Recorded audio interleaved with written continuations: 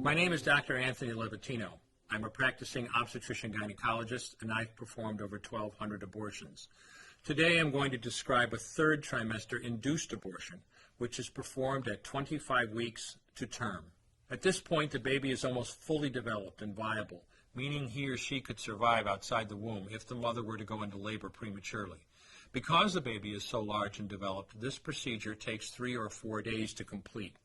On day 1, the abortionist uses a large needle to inject a drug called digoxin. Digoxin is generally used to treat heart problems, but a high enough dosage of digoxin will cause fatal cardiac arrest.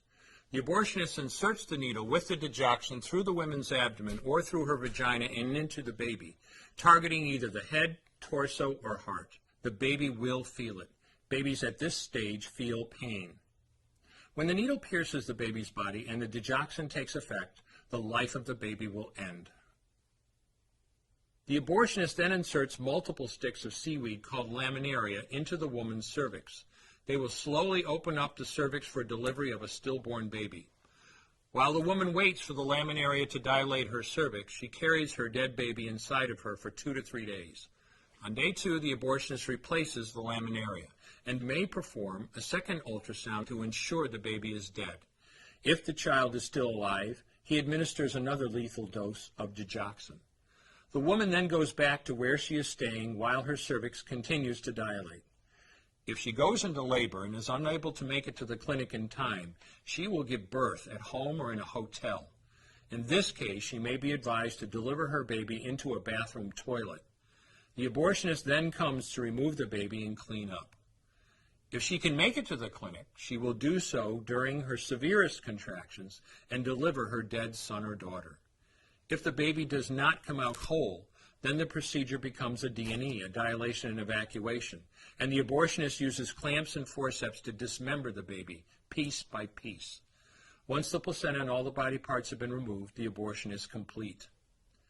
Late-term abortions have a high risk of hemorrhage, lacerations, and uterine perforations, as well as a risk of maternal death.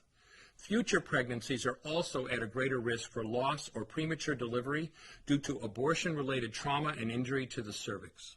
As I mentioned at the beginning, I'm Dr. Anthony Levatino, and in the early part of my career as an OBGYN, I performed over 1,200 abortions.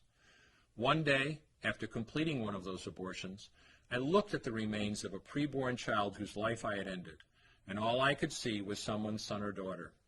I came to realize that killing a baby at any stage of pregnancy for any reason is wrong. I want you to know today, no matter where you're at or what you've done, you can change. Make a decision today to protect the preborn. Thank you for your time. I will no longer do any more abortions.